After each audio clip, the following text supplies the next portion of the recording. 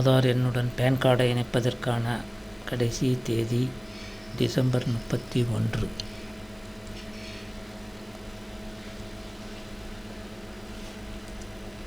Pan எண்ணை ஆதாருடன்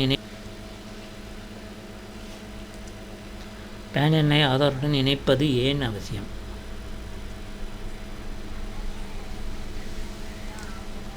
ஒரே pan எண் பலருக்கு வழங்கப்பட்டிருப்பதை வருமான வரித்துறையினர் கண்டுபிடித்துள்ளனர். ஒரே பேன் நம்பர் ஒன்றுக்கு மேற்பட்ட நபர்களுக்கு அதே பேன் நம்பர் கொடுத்துருக்காங்க. ஆனால் ஒரு பேன் எண் ஒருவருக்கு மட்டும் ஒதுக்கப்பட வேண்டும் என்பது விதி. ஆனால் ஒருத்தவங்களுக்கு யூனிக்கு ஒரு பேன் கார்டு ஒருத்தவங்களுக்கு தான் அந்த நம்பர். எனவே பேன் கார்டு தரவுகளை நகலெடுப்பதை தவிர்ப்பதற்கும் வருமான வரி செலுத்துவோர் அனைவரும் பேன் விண்ணப்ப படிவம் மற்றும் வருமான வரி கணக்கில் ஆதார் எண்ணை குறிப்பிடுவது கட்டாயமாக்கப்பட்டுள்ளது. இன்னொருத்தவங்களோட பேன் கார்டோட டீட்டெயில்ஸை சம்மந்தமில்லாதவங்க பார்க்குறத அவாய்ட் பண்ணுறதுக்கும் வருமான வரி இன்கம் டேக்ஸ் ஃபைல் பண்ணுறவங்க எல்லோரும் பேனும் ஆதாரம் கட்டாயம் இணைக்கணுங்கிறத இப்போ மேண்டேட்ரி ஆக்கிட்டாங்க. பேன் ஆதார் இணைக்கவில்லை என்றால் என்ன சிக்கல்?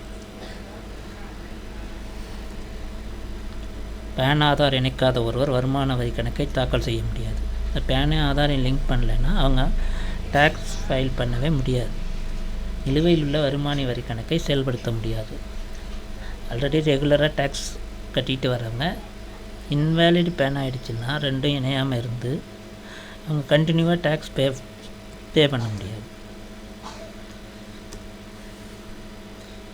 செயலிழந்துவிட்ட பான் எண்ணை கொண்டிருக்கும் நபரின் நிலுவையில் உள்ள வருமான வரியை திருப்பி செலுத்தும் முறை செயல்படுத்த முடியும்.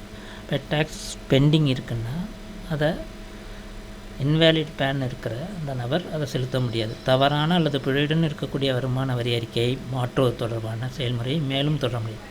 டேக்ஸ் ஃபைல் பண்ணதில் தப்பு, எரரு இல்லை மிஸ்டேக்ஸு ஏதோ இருந்ததுன்னா அதை கரெக்ஷன் பண்ணவோ இல்லை அதை ரெக்டிஃபை பண்ணவோ முடியாது. பேன் எண் இழந்து விட்டால் அதிக விகிதத்தில் வரி கழிக்கப்படும். இப்போ பேன் இன்வேலிட் ஆகிடுச்சின்னா சம் நார்ம்ஸில் அவங்களுக்கு கிடைக்கிற சப்சிடிஸு கிடைக்காததுனால இந்த டேக்ஸ் ரேட்டு அதிகமாகிடும். வங்கி தொடர்பான பணப்பரிவர்த்தனை சேவைகளை செய்ய முடியாது. கேஒய்சிக்கு பேன் எண் அவசியம். அன்றாட பொதுமக்கள் எல்லோரும் பயன்படுத்துறது பேன் கார்டு பேங்குக்கு தான். எல்லோரும் ஷேர் வாங்குகிறாங்க அப்படி சொல்ல முடியாது. இப்போ எல்லா போஸ்ட் ஆஃபீஸு அப்புறம் இன்சூரன்ஸு எல்லாத்துக்கும் பேன் கார்டு இப்போ கேட்க ஆரம்பிச்சிட்டாங்க. அந்த கேஒய்சியும் பண்ணுறாங்க. ஃபிக்ஸட் டெபாசிட்டு ஒரு இன்சூரன்ஸ் மெச்சூரிட்டி ஆனாலும் அந்த கேஒய்சி பண்ண வேண்டியிருக்கு. அதனால் கிடைக்கிற பெனிஃபிட்ஸ் எல்லாம் நமக்கு தாமதப்படும்.